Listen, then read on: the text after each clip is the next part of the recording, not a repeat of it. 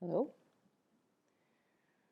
So today I want to share with all of you what I think is a really big milestone in my practice. I consider it like a realization of sorts, and it shows that I'm really advancing along the path. And that's realizing that I should probably look into this book, Working with Anger, because until now I've been like, anger is not an issue. Actually, because attachment and doubt have really been really strong. So um, now that I'm able to have more space in my mind to actually see the anger that's coming up, I really rejoice. And I think it's a sign that the Dharma is working. And so, of course, I see irritation and annoyance coming up quite a bit. But what's most concerning are these really strong flashes of anger and rage that seem to be coming up recently. And they've happened enough that I was thinking that I better take a look at what's going on here, because they're kind of surprising to me. And I've concluded that there's probably something going on in my mind before that moment of rage erupts. And so, can I do something before it's sort of too late? And it often seems that I'm like having a great day, everything's fine, I'm going along, but then somebody does or says something, and I'm like, whoosh. And I haven't been able to control myself in all these situations, and it's a new thing that I'm seeing. And it made me realize that in the past, I really just sort of pushed it away. I put it on the back shelf. So the first thing I think to get control of this impulse is to realize that my habit is to just suppress it. And now that I don't want to do that anymore, it's sort of coming out. And to really be careful in watching my mind so I can figure out where it is at any given moment, going into an interaction with somebody or going into a new activity or something like that.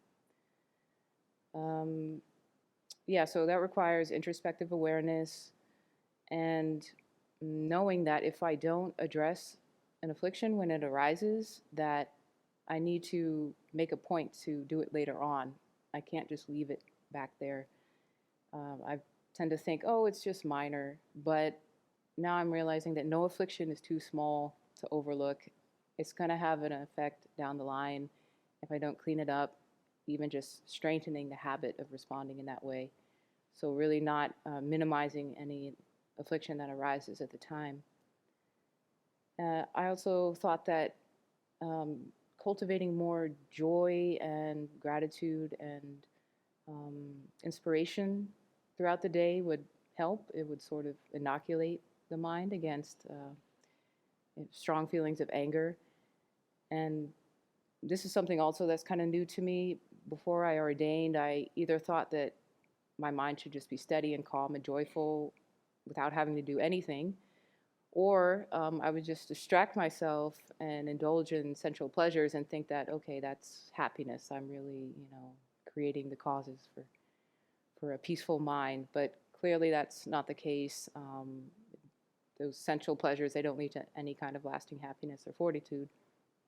So I've noticed that doing the Chenrezi and the Buddha practice during the retreat, the winter retreat we just had, it really sort of imbued my mind with this joy, and I was very surprised at that. So I think that would be a good place to start.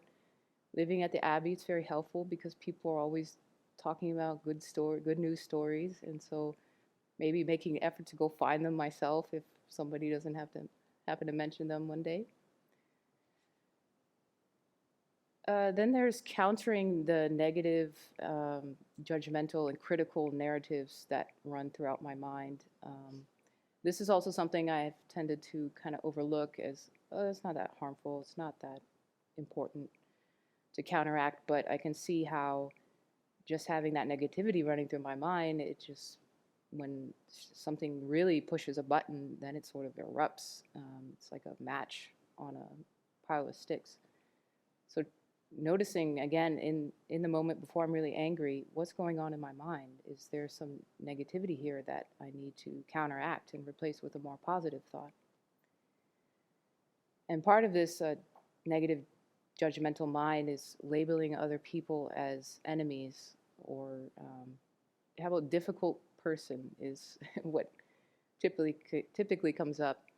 And this usually happens when I haven't worked through a past experience with this person that caused some disturbance, and I've tried to sort of just let it go, but there's still something unresolved. And so there's this concept that builds up in my mind, and whenever I see this person, I'm like, oh, threat, enemy, harm. So not letting or grudges just fester and go unlooked at. And I think doing the meditation on cultivating equanimity between friend, enemy, and stranger could help. And then I also found that there's some antidotes in this book here. 67. Yeah, I didn't count, but it's fabulous, actually. Oh, really? Okay, I need to Xerox this, copy this. So some of the antidotes having to do with seeing other people's enemies is remembering that this so-called enemy has been kind to us. And that's very true. The people I live with, they've been kind in so many ways. So it's really not that hard for me to think of a time when a particular person has been kind. And even them pointing out that I have anger issues, that's also kindness. So, and that actually has come up. But just to really be able to call that up quickly. There's a chapter called Letting Go of Grudges and Resentment. And it mentions that people harm others only out of confusion and pain themselves, and that they're just searching for happiness just as much as we are. So sort of don't hold it so much against them, their behavior. They really aren't under control of what they're doing. But actually, I think the biggest help for this, preventing anger from arising when I get into difficult situations with people, is to try to stop seeing people as sources of pleasure. So I've noticed that I really expect people to be polite, to be considerate, to be kind, and to always say things that are helpful and sweet and pleasing. And my whole life I've, sort of expected this, and it seemed completely reasonable, but it's actually completely unreasonable. And then on top of that, I expect people to praise me, to put my needs first, to make me feel good. And then now I recognize this is the self-centered mind, and it wants other people to provide us with happiness immediately, and then it writes them off as terrible human beings when they inevitably don't follow through. So an example I could think of is if somebody's late for an appointment, I find my mind getting agitated, and I'm saying, this person is so inconsiderate, they're so self-centered, they're so this, they're so that. And pointing the finger at them as the cause of my anger, but actually the real cause is my expectation that this person will rearrange their entire life to fit my schedule and to show up on time so that I can take care of the meeting and then go off and do whatever I want to do.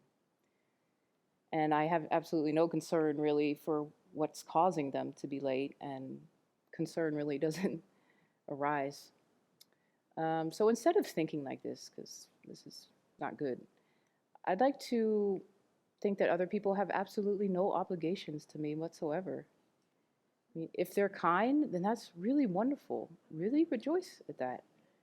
And this kindness is a gift rather than a right. And that's because we're all stuck in cyclic existence. We're all dealing with so many afflictions and so many troubles and difficulties that are coming up at any given time. I'd also like to remember that happiness doesn't come from something outside of the mind, and that the true causes of happiness are helping others, benefiting others, having good attitudes towards them. It's not based on how they treat us.